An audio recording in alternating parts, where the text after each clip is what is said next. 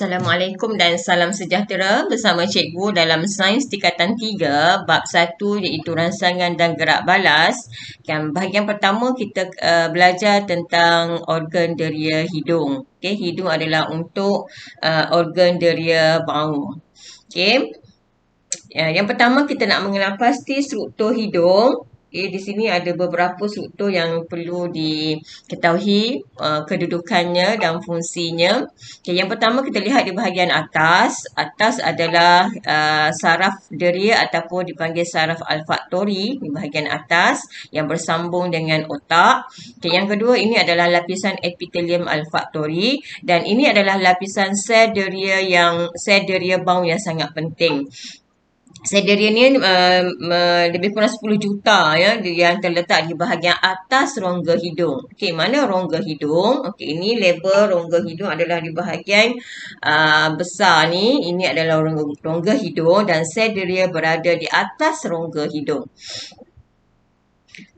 Dan kita lihat sel deria ini kita besarkan struktur dia dan kita nampak struktur dia berbentuk macam ni lah. Ini dilabelkan sebagai sel deria bau ataupun sel olfaktori dan bahagian bawah adalah mukus. Sebenarnya sel deria ni amat halus dan diselaputi oleh lapisan mukus. Dia sangat halus ya dan diselaputi oleh mukus. Jadi kita lihat bagaimana sesuatu bau itu dapat dihidung.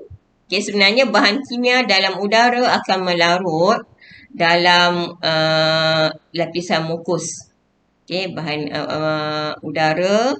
kimia dalam udara akan melarut di dalam mukus dan merangsang sel deria bau untuk menghasilkan impas. Jadi bila impas terhasil, impas saraf kemudiannya akan dihantar ke otak untuk ditafsirkan. Dan kena pastilah jenis bau tersebut.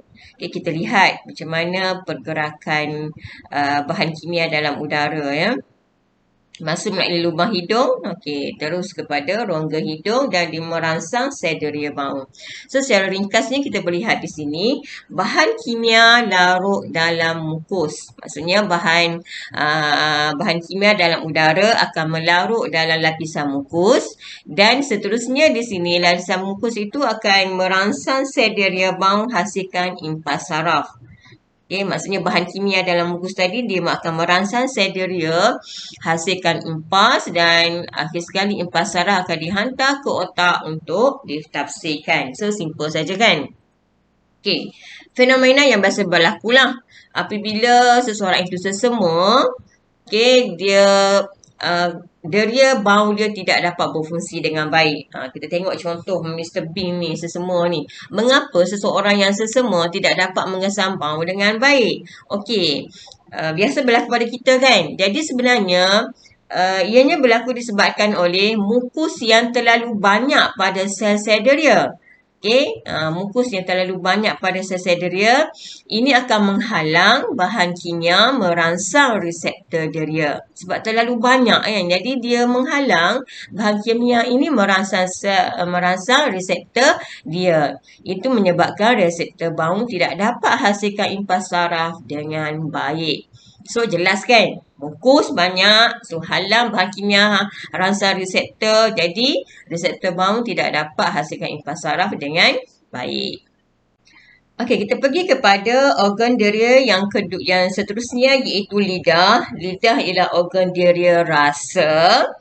Kalau kita perhatikan pada lidah kita akan ternampak bintil kecil ya. Kita lihat gambar raja lidah. Kalau kita lihat pada lidah kita ternampak bintil kecil pada permukaan lidah. Ini adalah struktur namanya papila. Nama dia adalah papila. Dan papila ini dilapisi oleh beratus tunas rasa. So beratus tunas rasa yang kecil-kecil ni kita namakan sebagai tunas rasa pada papila. Dan setiap tunas rasa itu mengandungi 10 hingga 50 reseptor rasa. Apa dia reseptor rasa ni? Okey, reseptor rasa ni ada 5 jenis rasa yang asas, iaitu rasa manis, masin, masam, pahit dan juga umami. Yang tu cikgu akan tunjukkan lepas ni. Okey, kalau kita lihat kepada tunas rasa, dia ada beberapa struktur kat sini.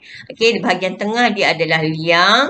Kemudian bahagian tepi warna kuning ini adalah reseptor rasa, sel penyokong dan akhir sekali kalau kita nampak di sini adalah saraf ke otak. Okay, dia akan hantar impas saraf ke otak untuk bagi tahu itu rasa apa. Okay, kita lihat. Okay, ini adalah kawasan yang berbeza untuk reseptor rasa. Okay, kalau kita tengok warna putih ini adalah rasa pahit. Okay, warna kuning kiri dan kanan adalah masam.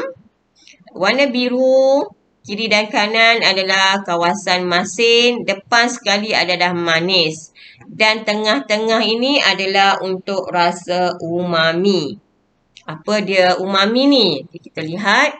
Umami adalah dikaitkan dengan rasa lazat seperti rasa daging dalam sup atau rasa bahan penapaian seperti keju atau MSG. Jadi umami ni adalah rasa asas lah yang terdapat reseptor rasa yang mengesal rasa umami sahaja.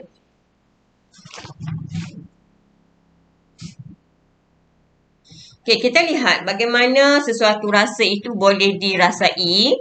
Okay, makanan mengandungi bahan kimia. Jadi bahan kimia larut di dalam air liur. Kemudian bahan kimia ini akan meresap ke dalam tunas rasa. Tunas rasa akan merangsang reseptor rasa hasilkan impas saraf dan akhir sekali impas saraf akan dihantar ke otak untuk ditafsirkan. Bahagian terakhir adalah rangsangan dalam gerak balas dalam badan iaitu organ deria yang paling besar iaitu kulit. Okey, so seperti biasa kita akan lihat struktur pada kulit. Okay, lihat yang pertama, sebenarnya kulit manusia terdiri daripada 3 lapisan. Okay, yang pertama di bahagian atas sekali adalah epidermis. Yang kedua, struktur yang paling besar adalah dermis. Dan yang terakhir adalah lapisan lemak. Kulit mempunyai 5 jenis reseptor yang mengesal rangsangan yang berbeza pada kedudukan yang berbeza. Okay, 5. Okay, kita lihat yang pertama. Okay, ini adalah reseptor sejuk. Okey, reseptor sejuk. Okey, yang bahagian panjang ini adalah reseptor sentuhan. Okey, di sebelah kiri ini adalah reseptor haba. Dan yang macam akar ini, yang bersambung ke bahagian bawah ini adalah reseptor sakit. 1, 2, 3, 4. Dan akhir sekali adalah bahagian bawah ini adalah reseptor tekanan. Okey, ini adalah akar rambut dan ini adalah bahagian bawah adalah saraf. Kepekaan kulit. Bermaksud di sini pada bahagian kulit kita ada yang sangat peka dan ada yang kurang peka. Sebenarnya kepekaan kulit ini bergantung kepada 2 faktor. Yang pertama, bilangan reseptor. Bermaksud makin banyak bilangan reseptor semakin peka. Dan yang kedua, ketebalan epidermis. Semakin tebal, so dia akan kurang peka. Semakin nipis epidermis kulit, semakin peka. Okey, kita lihat contoh untuk lebih faham ya. Okey, sangat peka. Bahagian mana? Hujung jari, lidah, hidung, bibir dan beberapa pada bahagian badan kita lah. Okey, sangat peka bermaksud di sini bilangan reseptor dia banyak dan lapisan epidermisnya nipis. Untuk kurang peka seperti siku, tapak kaki, belakang badan, okey, bahagian bahu, bahagian punggung kurang peka. Kenapa kurang peka? Sebab bilangan reseptornya sedikit dan ketebalan epidermis tebal. Itu sebab jururawat kalau dia nak cucuk, so dia akan cucuk pada bahagian bahu ataupun pada bahagian punggung untuk mengurangkan rasa sakit. Sebab di situ bahagian itu kurangnya reseptor dan juga tebal, lapisan epidermis tebal. Okey, cikgu rasa itu saja untuk bab 1. Kita dah habis dah bab 1. Nanti kita akan sambung untuk bab 2.